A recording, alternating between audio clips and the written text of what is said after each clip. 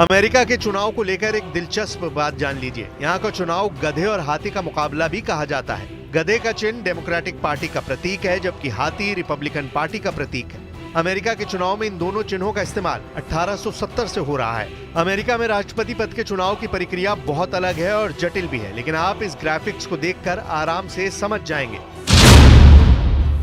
इसमें पहला चरण प्राइमरी कहा जाता है, जिसमें पार्टी सदस्य अपना सर्वश्रेष्ठ प्रतिनिधि चुनते हैं। इसके बाद होते हैं राष्ट्रीय सम्मेलन, जिसमें राष्ट्रपति पद के उम्मीदवार उपराष्ट्रपति पद के लिए अपना उम्मीदवार चुनते हैं। इस बार कमला हैरिस ने टिम वॉल्श को अपने उपराष्ट्रपति के तौर पर चुना है, जबकि ट्रंप ने JD वैंस को चुना है। इसके बाद होता है आम चुनाव, जिसमें अमेरिका के हर राज्य में लोग एक राष्ट्रपति और एक उपराष्ट्रपति के लिए वोट करते हैं। चौथा चरण होता है इलेक्टोरल कॉलेज।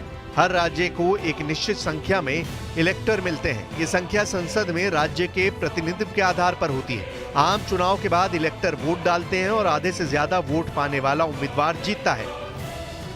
अमेरिका में करीब 10 राज्य ऐसे हैं जिन्हें स्विंग स्टेट कहा जाता है, जो असली मायने में राष्ट्रपति का फैसला करते हैं। इस बार अमेरिका में 7 राज्य ही ऐसे बताए जा रहे हैं जहां वोटों का स्विंग बड़ा फैसला कर सकता है।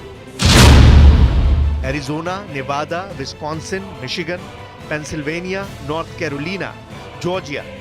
अगर जैसे विश्व के हालात हैं, जियोपॉलिटिकल जैसे टर्मोइल है, उथल पुथल है, टर्बुलेंस हो रही है, उसमें अमेरिका की लीडरशिप बहुत ही महत्वपूर्ण है। तो इसलिए जो भी वहां पर आएगा, और ऐसे कांटे की टक्कर है वहां पर, बिल्कुल ही पोलराइज सिचुएशन है, और इसीलिए बिल्कुल कुछ भी बताना ये इस समय संभव नहीं है जो उन दोनों नेताओं में से कौन बनकर आने वाला है। अब सवाल है कि क्या होता है स्विंग स्टेट। अमेरिका में कुल राज्य हैं 50। इसमें इलेक्टोरल वोट की तादाद है 538, जिसमें जादुई आंकड़ा 270 बन जाता है। अब इस आंकड़े में स्विंग स्टेट हार जीत में अहम भूमिका निभाते हैं। इस बार 7 स्विंग स्टेट में 93 सीटें हैं। अब मिसाल के तौर पर पेंसिल्वेनिया की 19 सीटों में अगर एक उम्मीदवार 10 सीट जीतता है और दूसरा 9, तो 10 सीट जीतने वाले को पूरी की पूरी 19 सीट दे दी जाएंगी। इसलिए स्विंग स्टेट ही निर्णायक साबित होते हैं। वो साधारण बात है कि लोग किसे चाहते हैं, किसे वो ट्रस्ट करते हैं। क्या वो चाहते हैं कि ट्रंप बैठे व्हाइट हाउस में प्रेसिडेंट बन के, या कमला हैरिस। इसका हिसाब किताब करना, इसकी गिनती करना बड़ा मुश्किल है। लेकिन अब जो है कुछ तो फैसला हो चुका है, वो सामने आएगा। बाकी लोग फैसला करेंगे, वो भी शीघ्र सामने आ जाएगा।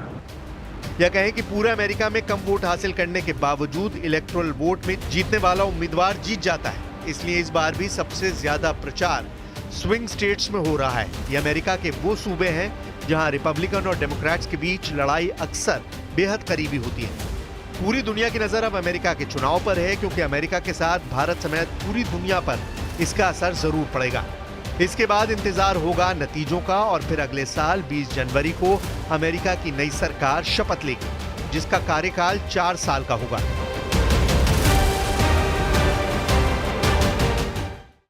और रुकिए यहाँ पर।